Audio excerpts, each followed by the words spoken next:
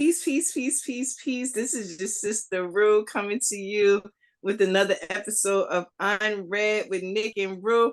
As you can see, my homie, my ace, my book buddy, Nick is in the building. And we are here, of course, to bring you some unread books. These books that we share with you are books that we've had in our possession in our book collection for some time, and either we have never read them or we are giving them a reread, or we feel like it's been long enough to get a reread. Because some of these books, hey, listen, as you'll see tonight, some of these books you gotta admit, I gotta go back and take another look at that.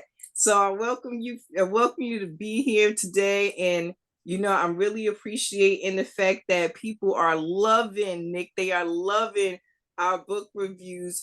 We got some really great feedback, and people are enjoying what we're bringing to the table. So thank you so much for your feedback. And you can always give feedback at either Nick's YouTube or over at Mr. Westbrooks, or on his IG at Mr. Westbrooks. And mine is at MaWu Lisa Temple 1 on IG. And here on YouTube is at MaWu Lisa with a Z, and it's 4610. So this is how you can like and subscribe. That's right, subscribe, so you get the end when we are bringing some things. And we do always have our surprise books. So it's now, I'm telling you, we gave away a book we love. We've had some authors on. We are shaking and moving. We are bringing attention to the things we love, which are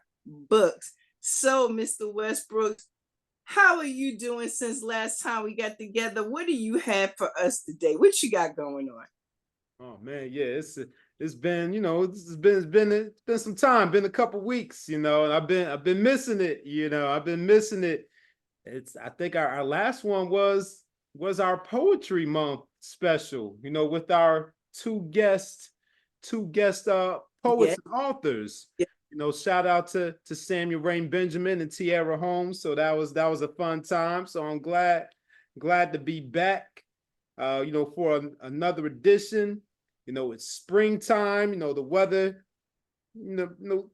feels like it's trying to break a little bit, so that always puts me in a good mood. So yeah, I'm excited. I'm ready to talk about our books. And just to reiterate, the subscription, subscribe to Mawulisatemple. Help her to get to 50 subscribers. She's almost there. She's that close. Help her get there. All you got to do is just hit the button. Go to hit that subscribe button.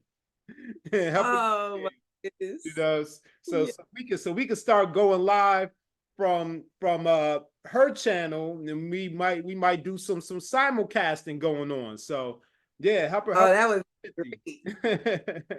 Yes. Listen to Mr. Westbrooks, everybody. He's a teacher. He lets us know. So Mr. Westbrooks, it's been a minute. Yeah. You've been missing, our book thing. And yes, big shout out to the sister and brother coming on, sharing their work, sharing their wisdom. It was amazing. I look forward to the guests we're going to have coming, and maybe even have them coming back. So shout out to our guests for being here for Poetry Month. That was a lot of fun. So since you've been fainting, what you got going on over there? I mean, I know I kind of been like glitching over here a little bit myself, especially with packing all these books and everything. But I'm letting you know, I got some fire tonight. I got some fire.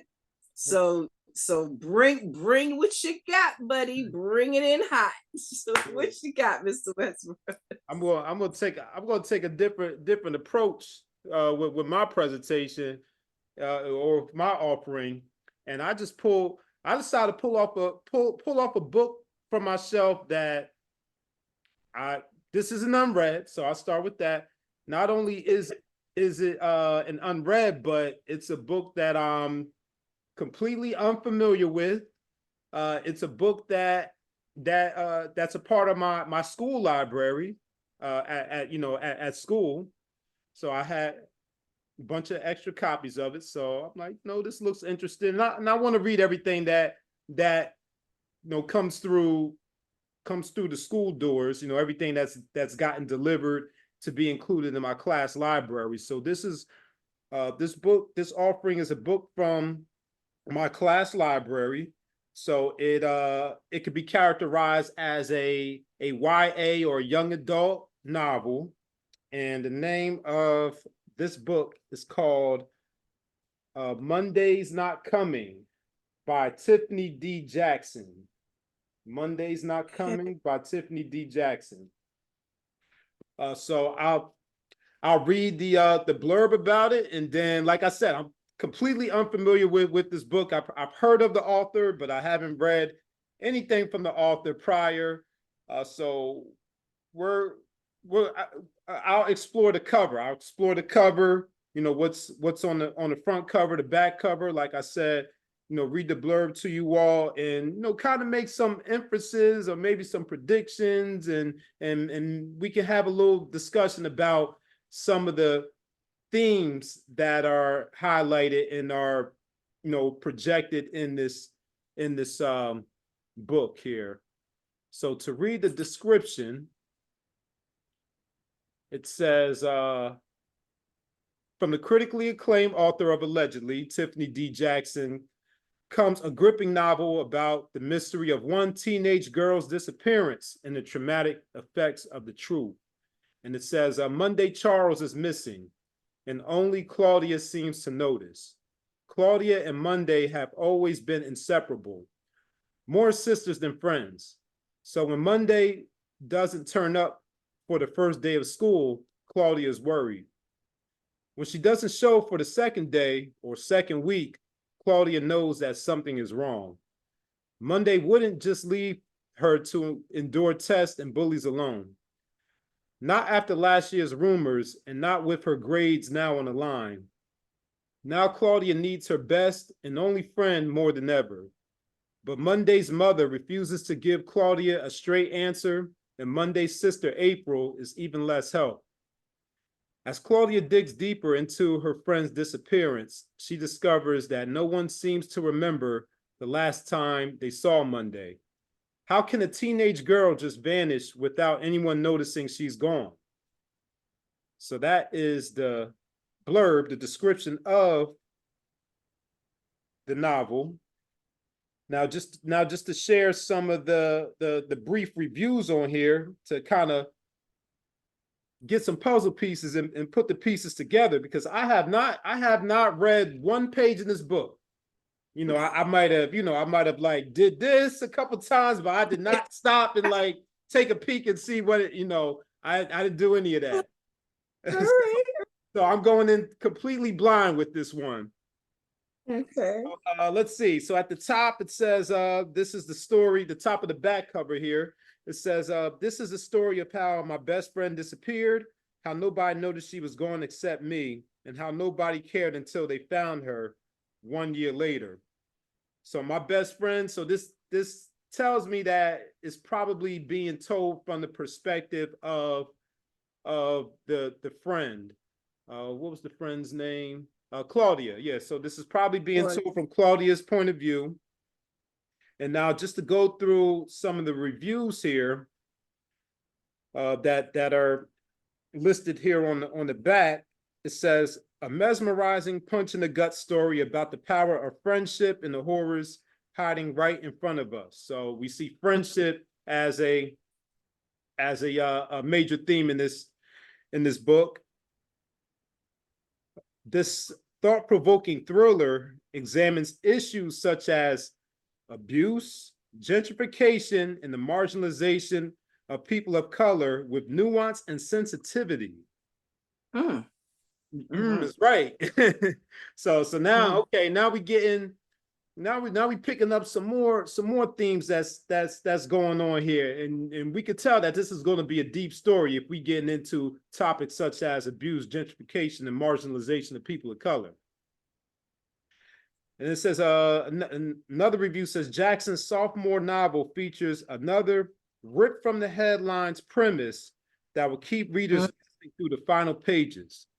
ripped from the headline. So that's giving me the impression that this will address some of the major incidents and stories that we might have heard in the news, within recent years, or maybe even not so recent years. And we also have Jackson effortlessly weaves elements of suspense with issues of race, class, and gender, casting a harsh light on a world that often refuses to notice the disappearances of Black and brown girls. That's right. I knew it. Mm-hmm. Wow. Wow. Yep. Yep. And the last one said it's a frank, devastating read filled with real and flawed characters, and it's a story that needs to be read. So wow. So let's run down some of these themes once again. So we have the impact and the importance of friendship. We have the disappearance of Black girls. We have gentrification. We have race. We have class. We have abuse. So you can kind of see the pieces coming together a little bit, and you can kind of speculate on what this story might deal with. So that's all we know from just looking at the cover, but I mean from reading the text on the cover. But let's look at the images. Look at this book visually. So we see that it's red. It's red. Mm-hmm. So let's start with the color. The book is red. We know red symbolizes many things, being that these are some deep topics. It probably doesn't represent the positive side of red. So on the negative side of red, we know that red could represent danger.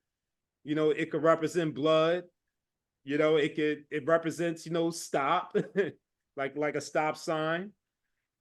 As far as the images, we have a girl on the cover. She looks like, she's probably a teenager. We could tell she's a melanated girl, based on the hue of her skin. We also see that it looks like she has micro braids. Looks like she's wearing a tank top, maybe some shorts and some canvas sneakers. And then these are the title of the book around her. Then on the back, we have a close-up image of a face, of like a profile here, which also looks like a melanated girl, probably the same girl that's on the front cover. But what I noticed on the back of this cover, I noticed she has some type of, I don't know if it's lip gloss or lipstick on. You probably can't see it on the camera here, but just looking at it in person up close, I noticed that. I also noticed that she has some eyeshadow on too. She has some eyeshadow on, like makeup, and it looks like her eyelashes are done. Like I don't know the terminology for for women. Like maybe she puts some mascara on or something. It's not like she attached the eyelashes on like those big bird wing eyelashes. She doesn't have those on, but they're like very neat where she probably used some mascara or something. So it looks like she has some makeup on back there. Now, being that this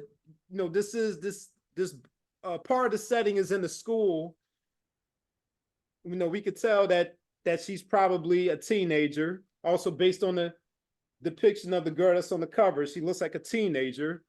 Now, depending on a teenage girl's background, whether and also whether she's a freshman in high school, sophomore, junior, or senior, you never know these days. I know back when I was in high school,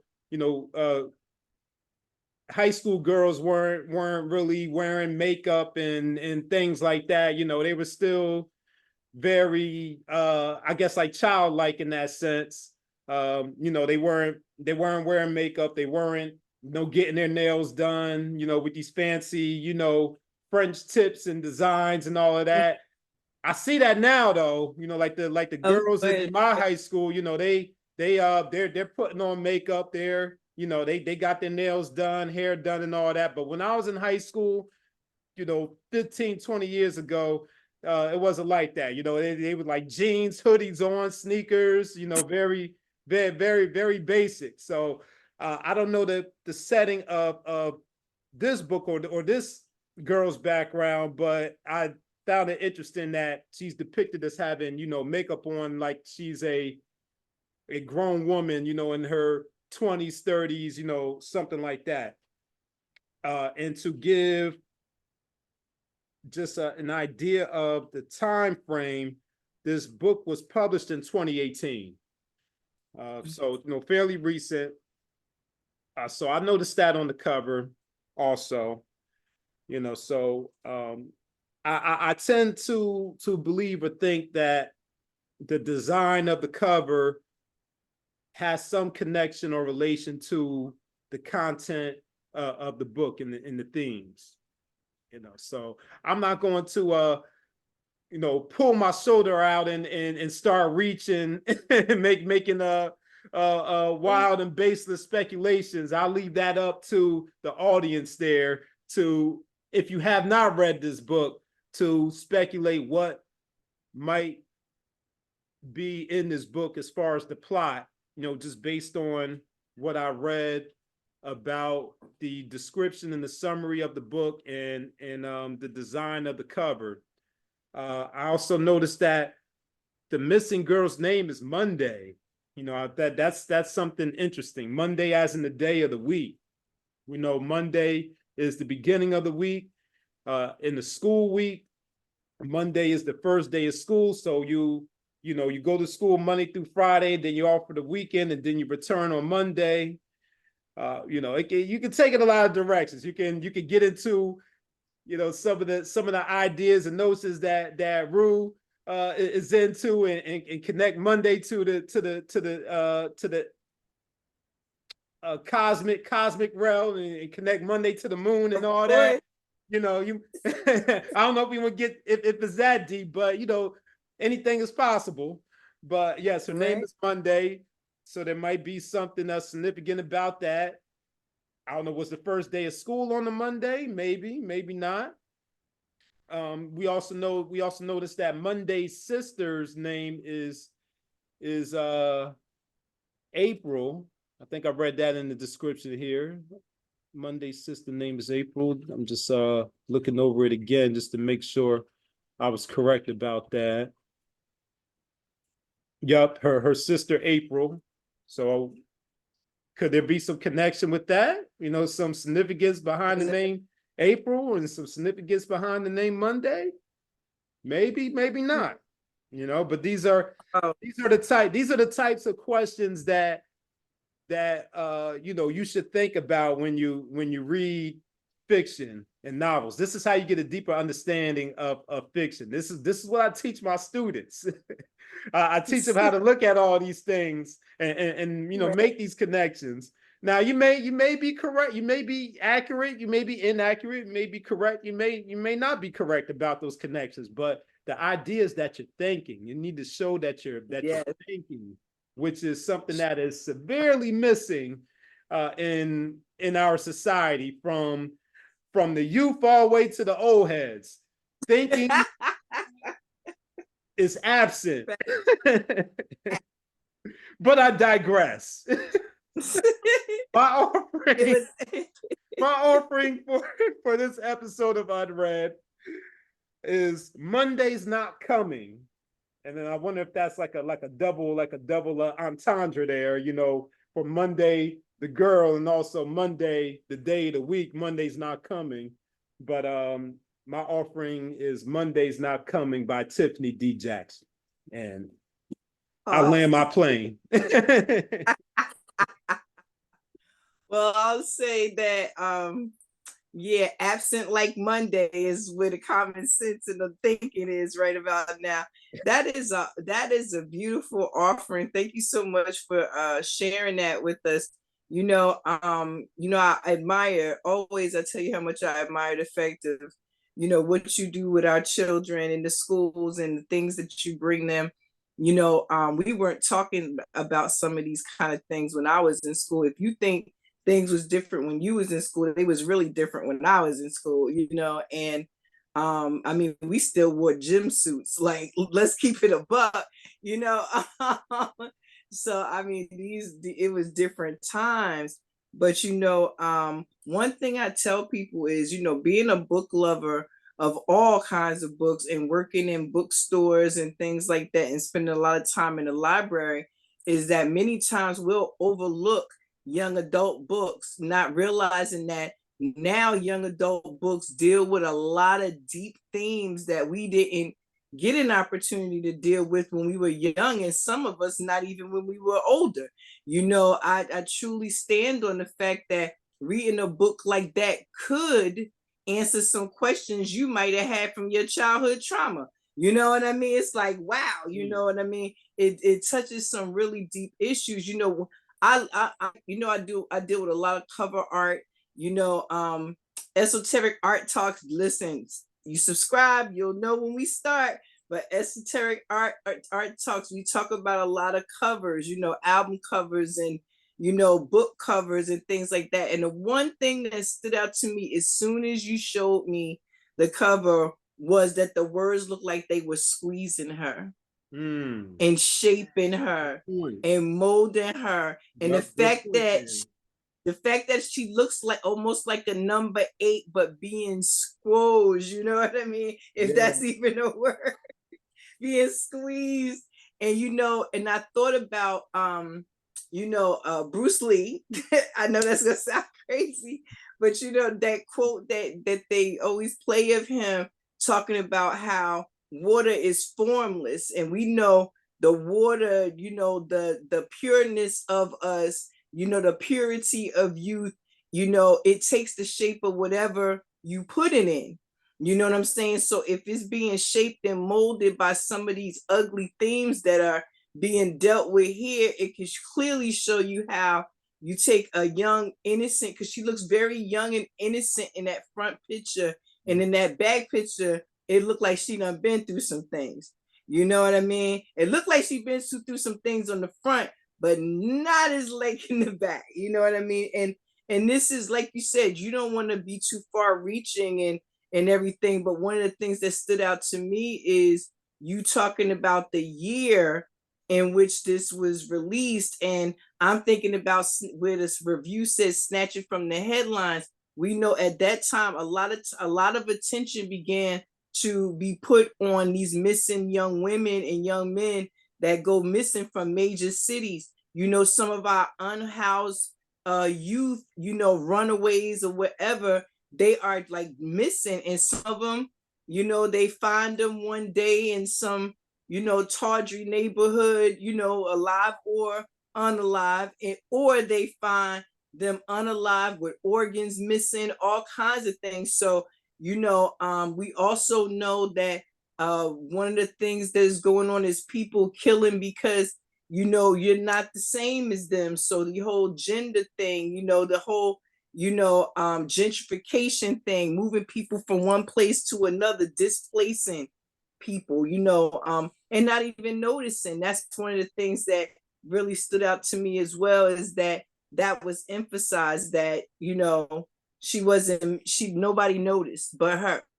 You know what I mean? And it was really powerful, because you think about how many young people don't have anybody that takes care of them. A lot of young people are taking care of themselves, and they go missing and nobody is looking for them. You know what I mean? So it's definitely really one of those books that sounds truly compelling, and it just really speaks to how things have changed, that we even need to have these kind of books in school and in conversation. I did have a question for you. Sure. You said that you took this from your classroom library. How involved are you in choosing the books that are in your classroom library? Is this book something that you chose, or it was just offered as part of an offering that was, for your curriculum? Yeah, sure, sure. So, before I answer that question, when you mention the headline quote from the review, I'm reminded of Kendrick Johnson, from 2013. That was the young man that was found inside the wrestling mat with the organs Mm-hmm. missing. And I'm Mm-hmm. also reminded of Kanika Jenkins. That was in 2017. That was the young lady that was at the hotel in Chicago, and they found her in the freezer. And that had very mysterious, you know, line of events that was associated with those incidents. So I'm glad that you mentioned that and reminded me of that. But as far as this book, yeah, it was something that it was just it. It was a box of books. Several boxes of books were delivered, to the school. I didn't know they were coming. I didn't know what was coming, and it was there. I believe our principal selected these titles, just because we were a brand new school. We didn't really have much of anything, so this was just to start the library. And for clarification, this is not a part of the curriculum. These were Okay. delivered as independent reading books Okay. for students Okay. to just grab if they want to read, on their own outside of class. They can Wow. borrow or honestly keep because we have so many books. No, I did not play a role in selecting this book. It was just a part of the collection of books that were offered to me to start my classroom library. But I do have some say in the future books that come. So if there are specific titles that I do want, I can request those. And I'm sure you're open to our watchers suggesting some things, maybe even for you, or maybe even there's some young adult writers that are watching that may want to tell us, about their books that they've written in these veins. One of the things that I love, Nick, that both of us have had an opportunity to do is meet a lot of authors. That's it's fun for so many reasons, because if you're true book lovers, we always want to know more. We want to know the backstory. We want to know, what was the character thinking when this was happening, and where was you going with this, what other scenario did you have? So how much of this is truth, how much is not, and it's just really it's just interesting. And I love that you have a bunch of diverse books for the children to read outside of their curriculum, because I remember you and I talking about some of the books that you were reading as part of your curriculum, and I was like, wow, our teachers never kind of read those books with us. But if I had a final question about this book, it would be, so say you had some children in your class, well, young adults, read this book, or even one, and they resonated or wanted to talk about or expand on that theme. Is that something you would offer? Because I know you do work with AP young people too. So is this something maybe you could build a conversation around, like, because I know they do a lot of extra activities in terms of sharpening their skills, because they are quite bright. Right, right.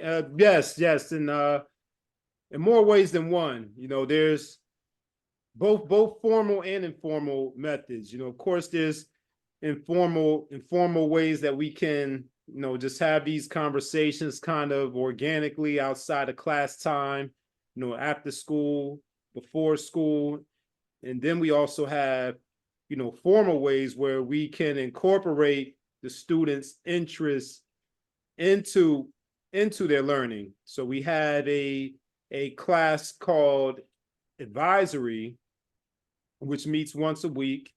And that's a course in which, students learn beyond the core subjects.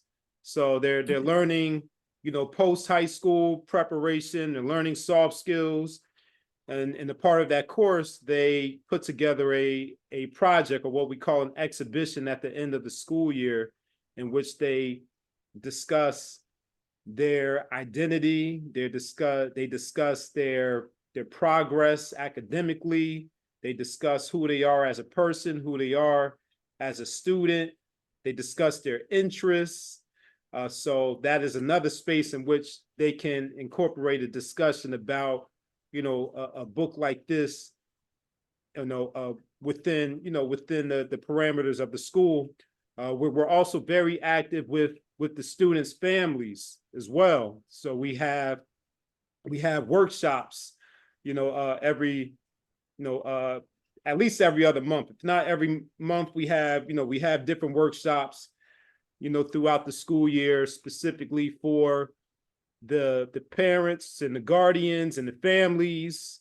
So not just the parents or the guardians, but the brothers, sisters, aunties, grandmothers, whoever's a part of the family, they're welcome to join. And we recently had an event at the close of Poetry Month with another poet and author who came and did a poetry workshop with our families, in which they did some type of writing workshop, and they also shared their poetry. The author also did some reading from the books that she presented. So we also have that space as well, in which we welcome the students' families to join in the conversation. So we have a few different avenues, if the students are interested in furthering the discussion on a text like this.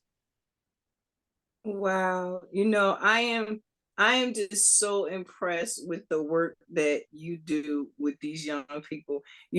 For those of you, you should tell everyone your school, and they rep your school, and let them know, do they have to apply there, or do they have to get chosen? Like, or do you have to be in the area? Because I'm sure so many of our young people could benefit from spaces like that. I mean, nobody ever asked me who I was. They never asked me how I was. They didn't care. Like, yo, take this test and get out of here. You know what I mean? It was just like, go do something. You know what I mean? So Yeah. it was like, this is just so, for somebody like me, hearing that these kind of spaces are being created really gives, for lack of a better word, hope for the future. Because you really do see that there are children being allowed to fully develop and be these full people, and even if they have some trauma, they address it right then. And the books that they read, the spaces that they're allowed, the questions that they're asked, this is a time where I would be horrified to raise children, but at the same time, with your kind of program, it's like, yeah, they could benefit from that. Can you imagine what it would look like if we just had these spaces for these young people, all the ones ripping and running around here with nothing to do, to come and, we ask them, who are you? What do you want to do? How can we support you? And not just give them that, talk therapy that they can go to a therapist and get, and that's where they should be for something like that. But books like this allow them to be able to unfold for themselves and identify for themselves some places in their life where they may have either seen these things or experienced them.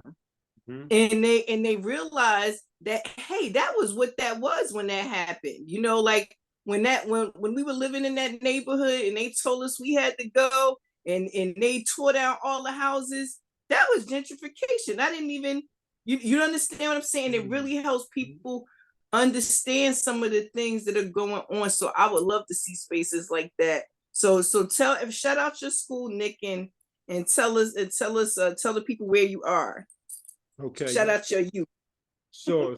So I'm at the Newark School of Data Science and Information Technology in Newark, New Jersey. So as long as you're a Newark resident, no matter what ward you're in, north, south, east, west, you can apply, because Newark Public Schools has the universal enrollment where you can apply to any schools. But it is a magnet school, so there is a process, there is an application process, and it's located in the West Ward of Newark. And it's interesting that you mentioned the Who Am I, because that's actually the name of the 9th grade freshman exhibition. It's called Who Am I? Then Wow. 10th grade is called How Am I? And See. And junior year, 11th grade, is called Where Am I Going? Yes, this is what I'm talking about. Like, it's one of those things where if you are waking up or finding yourself in your later years because you never kind of got a chance to address some of those things, that's great. That's awesome, because you should be growing into a better version of yourself all the time anyway. But man, if somebody would have asked me, who am I? Like, I mean, for a long time, I don't know about you, and that's one of the workshops that I do on removing the mask, is, when people used to ask me, who are you? I'd give them my curriculum vitae, like, well, I'm an educator from blah, blah, blah, blah, blah. And, and you give them your resume instead of who are you? You know what I mean? And it took a long time for me to be able to recognize the difference of somebody asking me what was my job versus who am I? Because I identified a lot with my job. Like, so it's like when you ask me who I am, that was what I was presenting to the world.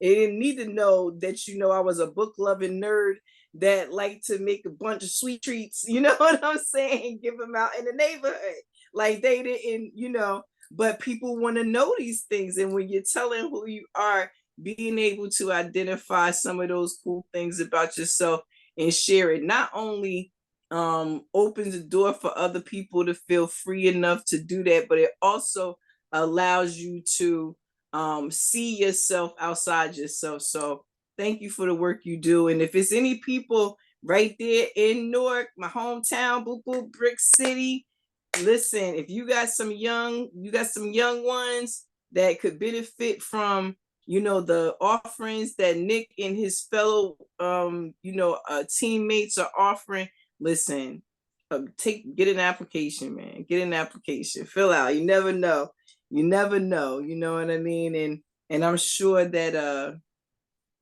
that whatever young person gets a hold of that book, they will definitely come to you and say, let's have a conversation. Because that looks like a really great book. Why don't you give us a show of it one more time, Nick? And you'll be putting all the information on the bottom, right? Correct, about this author and where they can find the book. I'm sure they can probably go on Amazon unless the author is selling it directly themselves. So, yep, it is. Either way, yep, it is. That is a beautiful picture. I love that picture. Yep, Monday's Not Coming by Tiffany Monday Jackson, and that's the cover, and then you got the author right there. That's Tiffany. All right there. Yeah.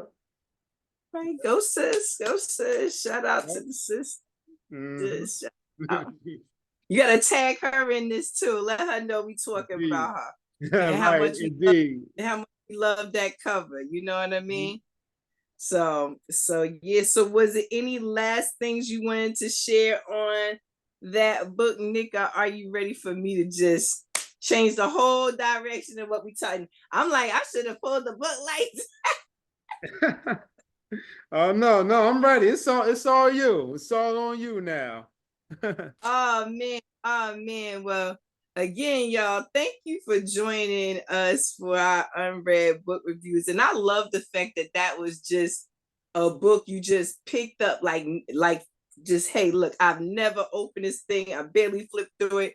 And Yep. you know, we always talk about our synchronicities every time we meet. Today I did the same thing.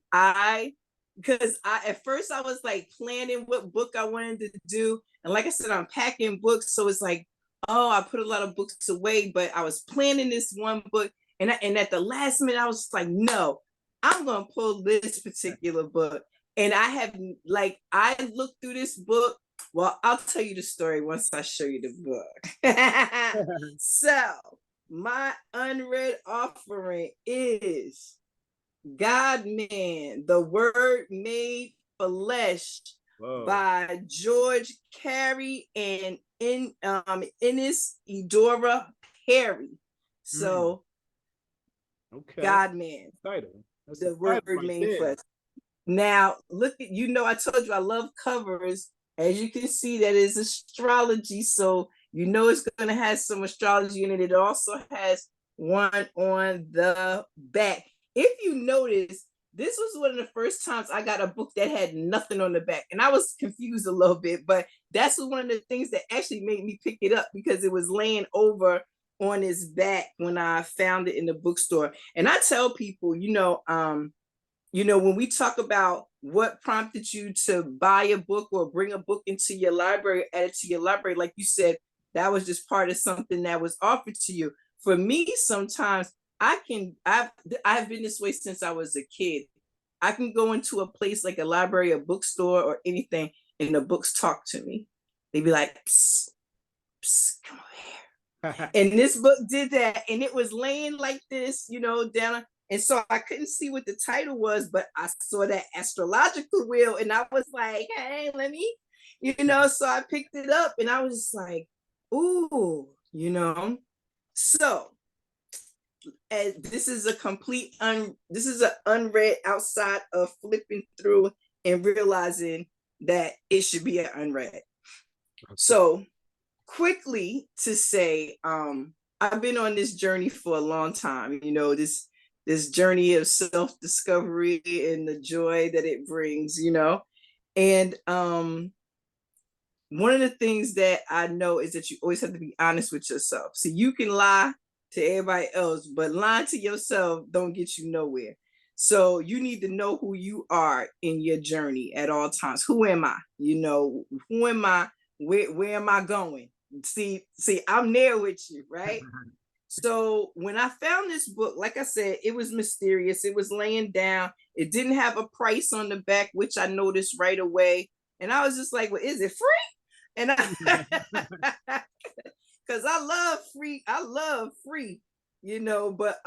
so I mean, when I picked it up, I really had no idea what it was outside of, the astrological part of it. But one thing I was saying about my journey is that I've learned that everything ain't for me when I find it. Sometimes things are meant for you to find and be put away until you grown enough to understand it. You know what I mean? And for those of you who know what I'm talking about, we talking about skipping steps. Like sometimes we'll find a book that's so above where we thinking right now that to read it would confuse us more than help us to be a better version of ourselves. And again, if that's what your goal is in this journey, is to just always be a better version of yourself, you ain't got to have no other goal. That's one right there in itself. And so, whatever tools you use, I'm saying, you should be ready to use them. You don't give a gun to somebody that don't know how to use a gun. You don't give a knife to somebody and say, go have a knife fight. Because just because you got a knife in your hand don't mean you know how to use it. It's the poke. You know what I mean? It's skill, It's a Jersey thing, but it's skill, you know what I mean? So when I found this book, the first thing I did was I looked at the back, and then I was flipping through to see if it said anything about what it was. And then I realized that it just said, it had these last passages and said the end. And I was like, I can't remember the last time I saw a book said the end. Like no bibliography, no, no references, no nothing, just the end. You know, like one of the old foreign films that have fini at the bottom, you know, just done, thin, you know. And so I was enthralled already. And so I had to see, so it says the end, I had to flip the page, and it says the consummation 1927. The revolutionary planet Uranus will have completed its 7 years journey through Pisces and entered into the sign of Aries, representing the upper brain in January 1927. Well, you know, my whole head was like, wait, what? You know, and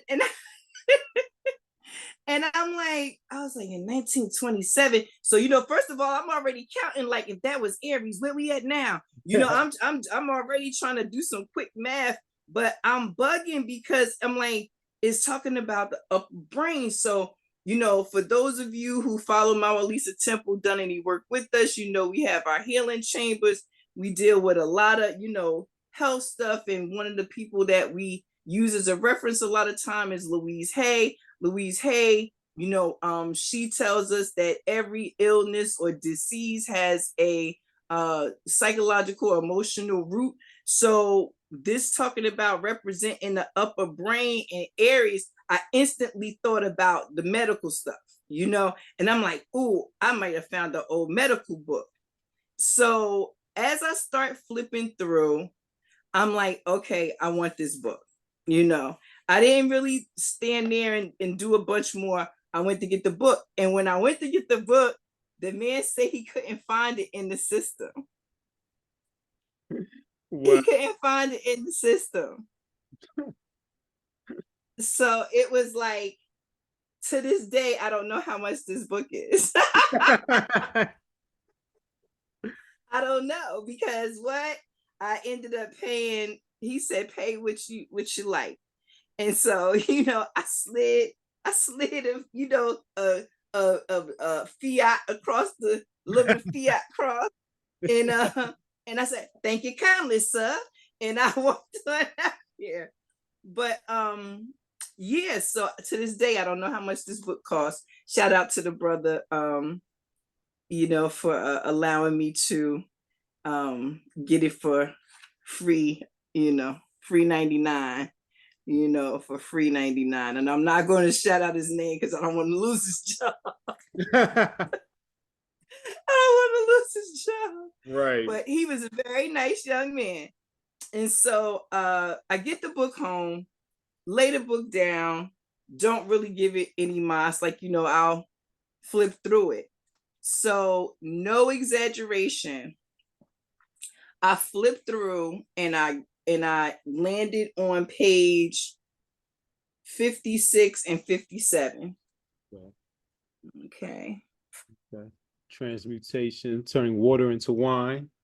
Okay. And so, you know, that got my God girl senses up. I was like, oh, I didn't know that was gonna be in here too. But of course I did, you know, and it was talking about turning water to wine. Transmutation is the title of this chapter. It says, the Lord of transmutation has ascended to the throne of Aquarius. Now remember, the page that got me interested was talking about Aries, and I was trying to figure out where they was going. So the irony in me flipping to the page about the age of Aquarius and us being where we are right now was, you know, I was like, ooh, I done found something, right? So it says, the Lord of Transmutation has ascended to the throne of Aquarius to rule the world for 2,160 years. Aquarius, the fifth son, S-O-N, right? Okay. Son, S-U-N, of Jacob. Circle to follow after is Dan, Hebrew for judge.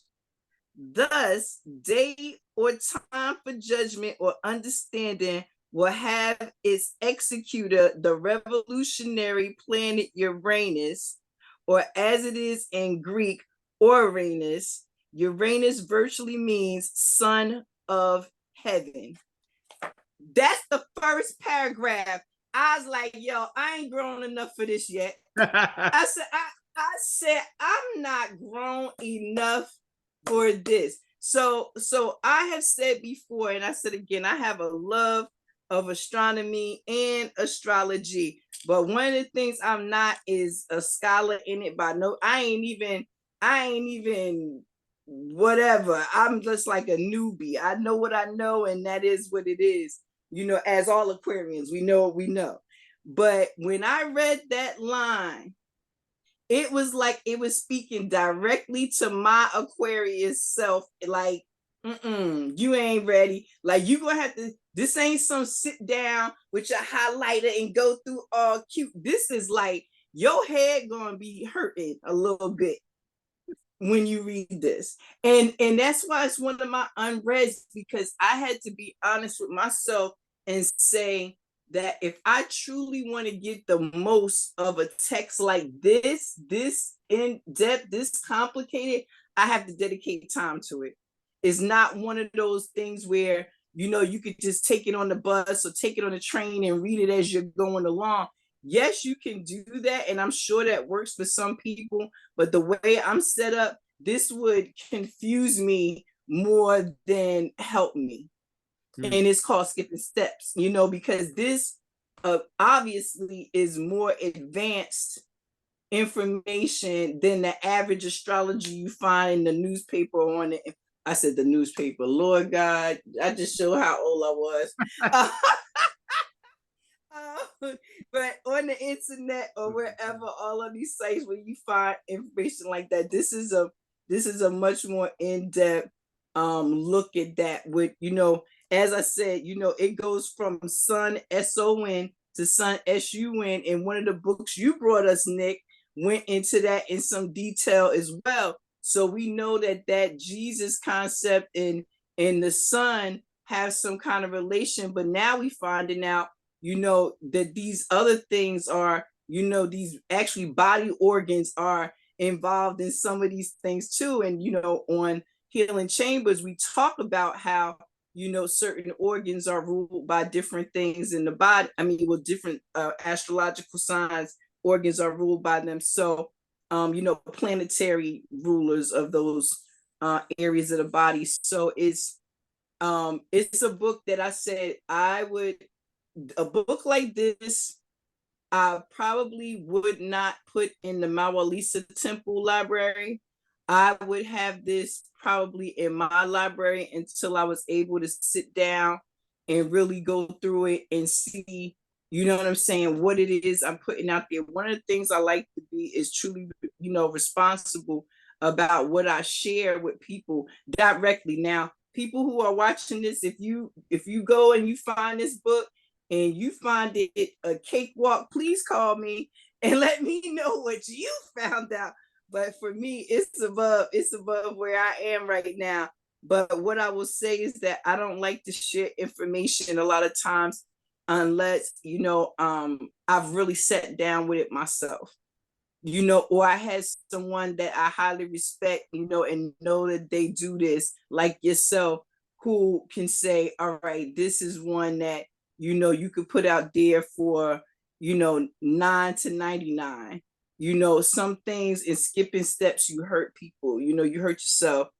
And and I mean that in the way of you muddy your path, you know what I mean? Because you can't never get off path, but you'll muddy it and make it a little bit harder for yourself. But this book here, it really speaks to some really interesting things. And I just wanted to read, I took my spectacles off. I wanted to read this part here in a table of contents, because it did at least have that. In the first chapter is redemption, the ultimate goal of humanity. And then it's the kingdom at hand. books rejected by the Council of Nicaea. We talk about that a lot in some of our other circles. Names, I have no idea what that could even be talking about. The marvelous story of Joseph and Mary. Next one was Man Made Upright, which I thought was very interesting because, you know, in some circles, standing upright, you know, talks about being on your square. And we talked about some masonry stuff before. So that kind of theme kind of stood out to me. And then it gets down to, let's see.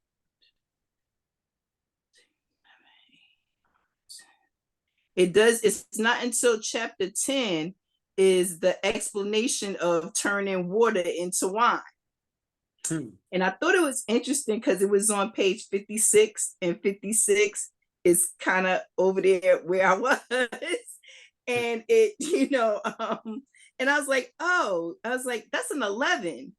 I was like, that's walking through a portal. That's about to tell you something, you know. And again, that first paragraph, I don't know about for you guys if I read that, you know, slow enough for you to be able to catch what I was saying. But even if we put that first paragraph up for you guys to take a look at later, I mean, after I read that, I was like, I'm not ready for this book. I need my head to be in the right place for I read this. I'm not gonna get it. It's gonna sound like, yeah.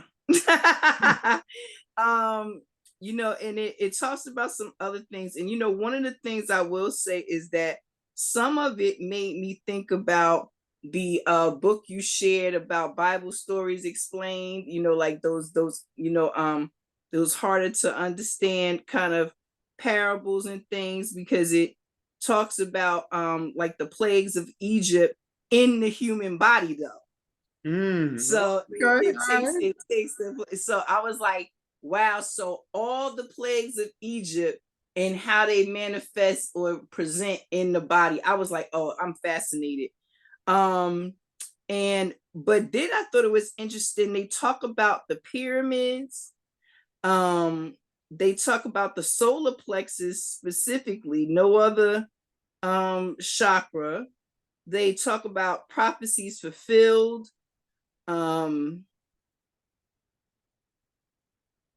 The rib la, and I hope I'm saying that right. The rib la that made the womb in man, and then in parentheses kind. I was like, wait, what?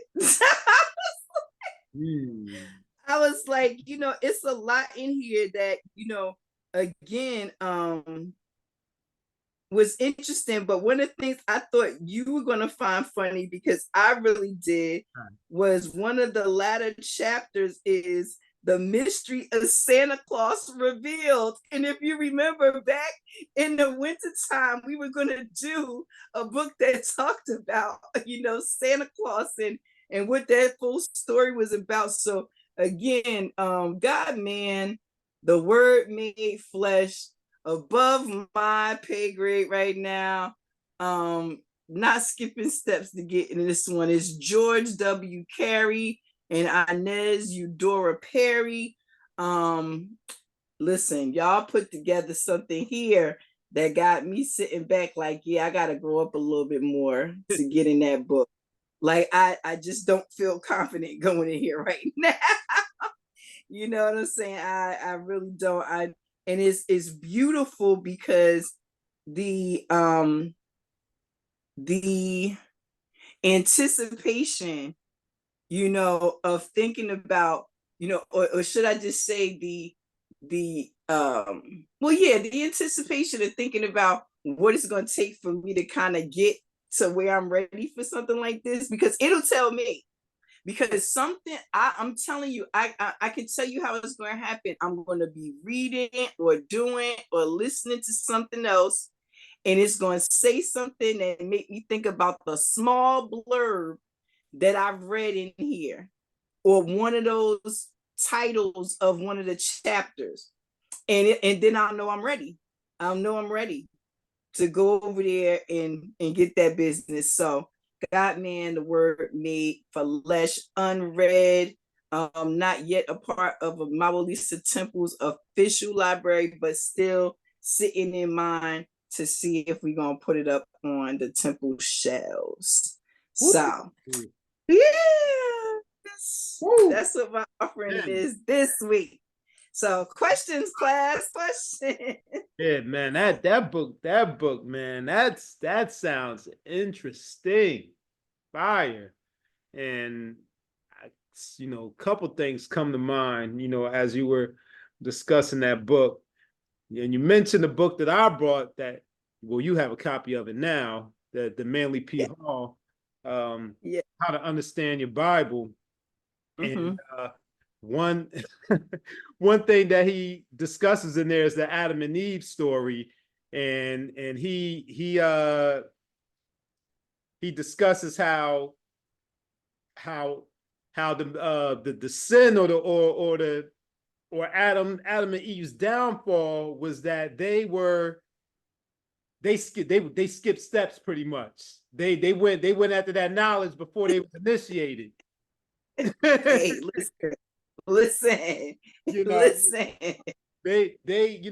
try to get the knowledge before they went through the correct rites of passage, the right initiation process. And that describes exactly what you were saying. You saying you initiated first before you you ready for that information. I feel you on that. You got to go through your initiation. You got to go through your degrees. Yes. You gotta know, this is a part of knowing yourself and really, again, being honest with yourself and where you are in your journey. This is not a race. I'm not doing this to keep up with nobody or beating nobody. This is about me. Everything I find out on this journey, whether I share it or not, is about me. So I know just from reading that bit of the book and looking at some of what, is there to offer, I know that even though I've delved into medical astrology, I still wasn't even comfortable enough with that to be ready for this. But I do know, and I do see how even without knowing that I was going to end up with this book, again, I found it laying face down with no price on it. It was one of those things where I knew I could benefit from it. And I'm glad that I was wise enough to see that, bring it on home, but put it up until you're ready. So yeah, definitely. And you want to know what? Yeah. One of the things I noticed about this book, like, we notice little crazy nuanced things. It's 176 pages, but it feel mad weighty, yo. Like, it feel heavy. It just feel heavy. It doesn't look like it's 176 pages from here. It doesn't even look like it. No. Yeah, wow. And it feel heavy. Now I wonder if that's just because I can pick up the energy of it, or it actually feels weighty like this, because it does to me. It make it sound when I throw it down. Bars. Yeah, it could be either or both. Hey, listen, either or both. You're right. Or something completely different is going on. But again, one other thing I did want to point out was in the beginning, when I was looking for some kind of understanding of what the book was about, I saw this in the opening. It says, this book was copyrighted by God. And then it has in parentheses, in the beginning. And then it says, and tells about the word of God, without which not anything was made. So I thought that was really interesting. Whoa. That is something right there. Yeah, it says it was copyrighted by God in the beginning, and not any, and without which not anything was made. So I mean, again, the other thing I thought about is everything is mental.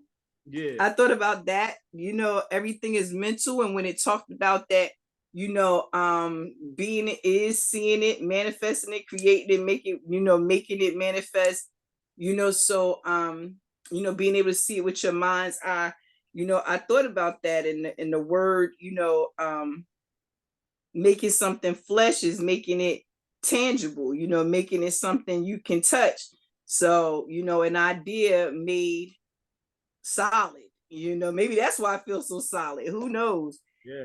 But that definitely caught my eye because again, like I said, I was just looking for some kind of, like what is this book about? But I'm telling you, after reading that, flipping open to that, I don't believe in the coincidences as it's shared, but flipping open to that, reading what I read in the beginning, I definitely saw, the theme of medical astrology and better using these things to, transmute self, i.e., elevate yourself to the highest version of yourself right now.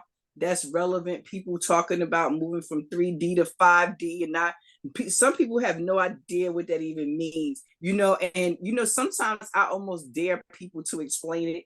They just run around repeating things that they hear, and so again, skipping steps, you're not ready for some of this stuff. Like, and it's not a thing of how smart you are or how far you are. It's just you got to know when you're ready for some things, and when some things will benefit you or just be a distraction.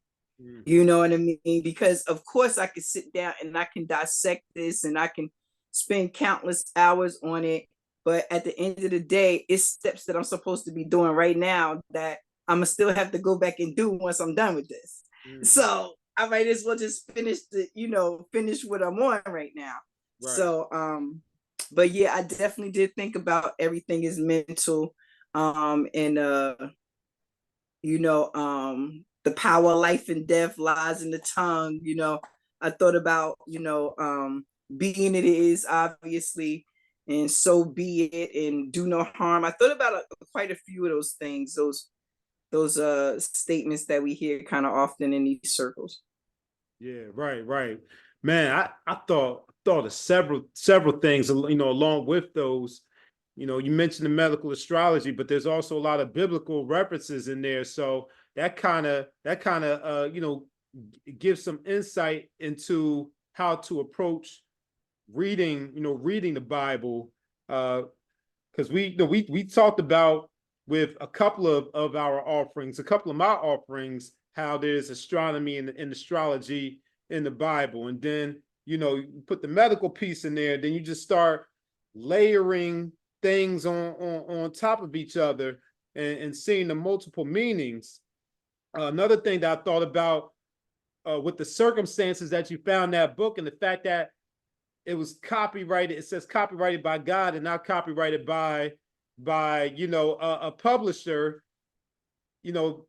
clarifies why that book was not in the system. Because how you going to have some information on something that was published by God, and of course it's not in the system if it was published by God. And it reminds me, reminds me of another Freemasonic reference too, as you mentioned, the upright and being on the square and the Masons and all that. It also reminds me of one of the Masonic books, literature that I heard from a Mason. He said that I can't remember if he said it was a blue book, but I think he said it was a blue book, but it's a book that has little to no identifying information on the cover. Like it doesn't have a title. It's public information. Like you can go and get it, from Barnes and Noble, but you have to know how to ask for it. Wow. Like it's like you don't know. It's like you don't know the title of it. You got to know how to ask for it, and you're gonna have trouble reading it because it's written in code. So that book that you found remind me of that. So if you did not know the title of that book, you probably wouldn't have known how to look for it or how to go about looking for it if you knew about the book, you know, in some way. So it's like you found it face down, and it's like, how did that book even get there in the first place? Did it arrive in the shipment, or you know, like, how did it even get there? That's another thing. Like, I bet you that, You know, brother at the store probably couldn't even tell you how it got there. He's probably wondering, like, where did this come from? Anyway, it just appeared there one day. yeah, you know, I will tell you, I had never heard of this book. I had never heard of these authors. Again, astrology is not my main field of focus. You know, my interest in astrology kind of, was spearheaded in my true work, which is medical, healthcare and education. So that's kind of what made me look at astrology and what was being said about it as a form of not just diagnosing but treating even some of the dis-ease and illness that we are afflicted with. Again, we're not giving no medical advice over there, but we just let people know that these things, some of these, like, I mean, this reference 1927. I don't know about any of our watchers, but I don't know nobody from 1927. So they was already writing about this, and they even mentioned the Council of Nicaea and some other things. So we know that some of this information, whether, because people say some of it's not true, but whether true or not, is referenced back to a long time ago. It's not something that, was just said last week in a blog. You know what I mean?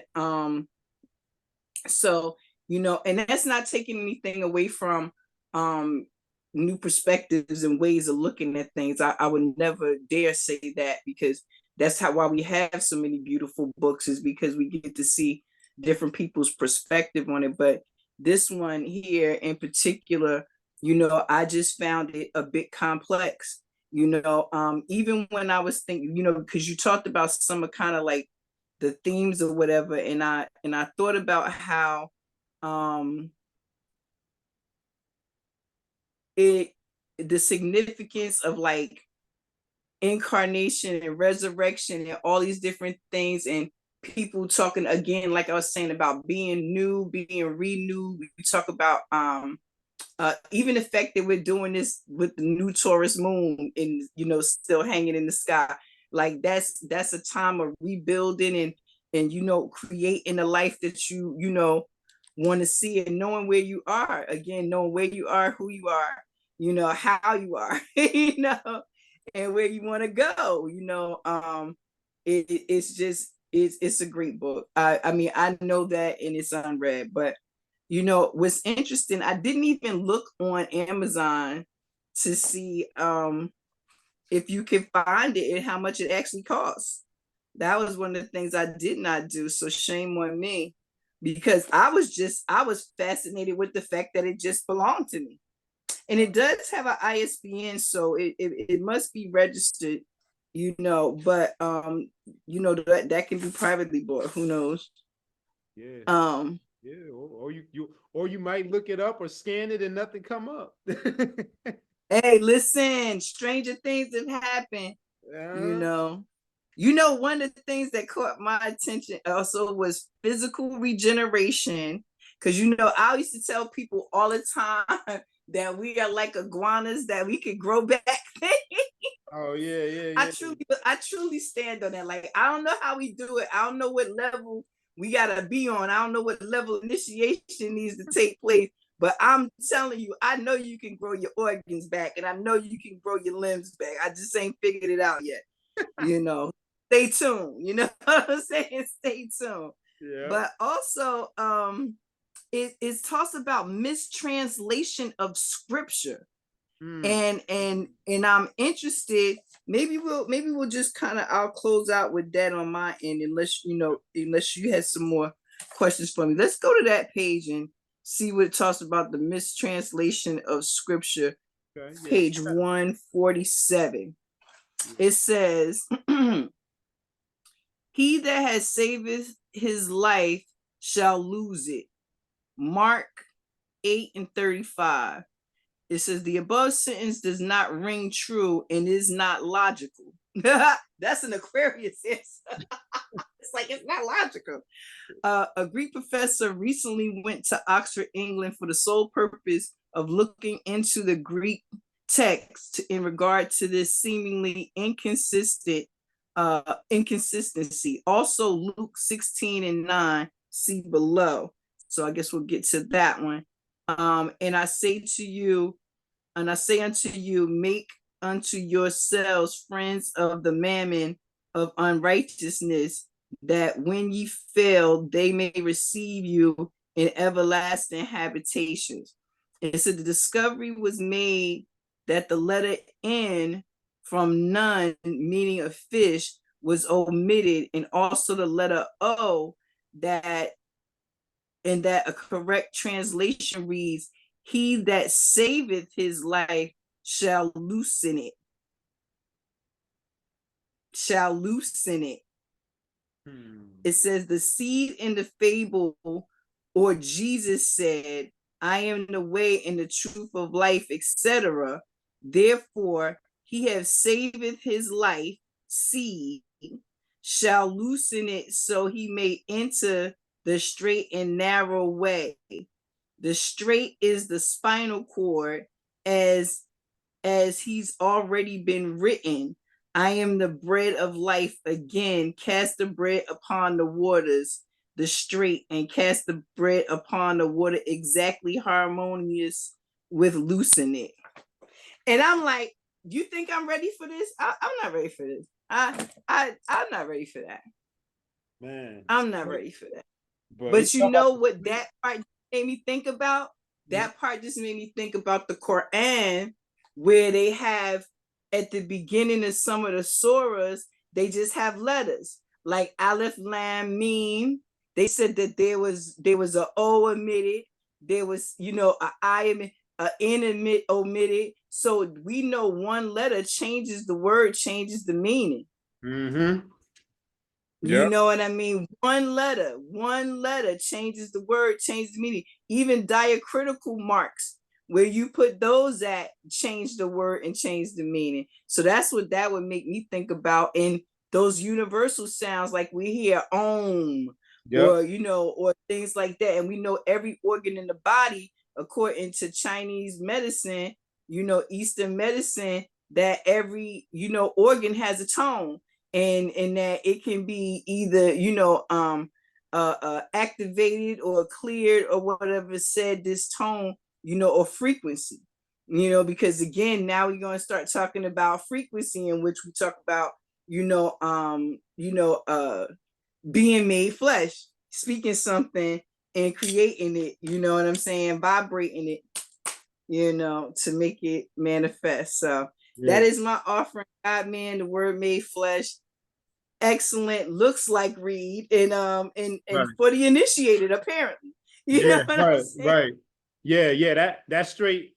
I want to say something about that, what you just read, that straight and narrow in the spine kind of connects to, another one of those things that we hear in these circles about, the Kundalini rising up the spine and going up, in the 144,000 and Christ consciousness and all of that. So yeah, man. Yeah, man. So that's an unread, but it's definitely a I'm waiting till I'm ready kind of thing, and I want to just say to those who are watching, depending on which episodes you may say, they talk about Christianity a whole lot. We just, this is, Christianity has helped shape and mold this world, whether you know it or not, whether you ascribe to it or not. You live in it, you know what I mean? You're living in it and you don't even realize it. And so if you're going to be living in it, you need to know it, and you need to know how to navigate and understand it, because it is coded. You know what I'm saying? Everything is coded, everything, just everything, and it just now I laughed because I thought about in my head. I laughed in my head because when I said everything is coded, I thought about the Matrix and how no matter what they showed you, it's all just numbers up and down. Yep. Everything looked the same unless you knew how to read the code. He's like, see the woman in the red dress. Like, wait, what? So You in the if code. everything is just cold, you need to be, if you're going to be the best version of yourself, how you walking around in something that you don't know how to navigate? It got levels. It's like it got hidden switches. You know what I'm saying? It got hidden switches. You probably a transformer, man. Like for real. Right. You know what I'm Right. saying? Like I'm telling you, like one day you're gonna hit like something, a tone or something in your body, and like wings gonna pop out or something, or another eye or a horn or some extra arms out the back or something. I don't know. My son would love that, by the way. He always talk about how he could have had 4 arms and did video games better, but that's a whole nother story for another day. Let's thank God that his words wasn't made flesh, because he might have had 4 arms.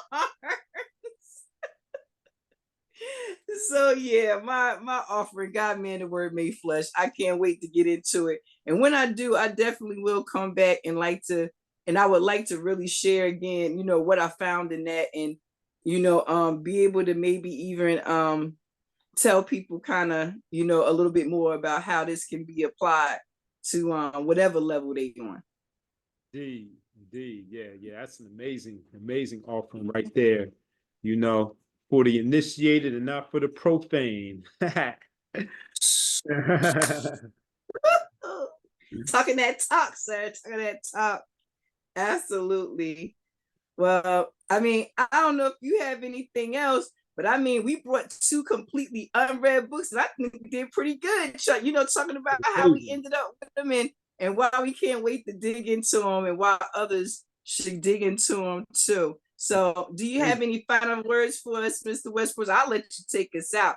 All I say is subscribe. Do not miss an episode. We got some great books coming up, some other awesome things coming up, and offerings. So don't miss out. I'm your sister Roo, MaWu Lisa Temple, beautiful upstate New York. Brother Westbrooks, take it away. Right. I mean, it's not much else to say, man. We'll just see you on the next episode. Thank you for watching and supporting as always. And we'll see you next time. Peace. Absolutely. Peace.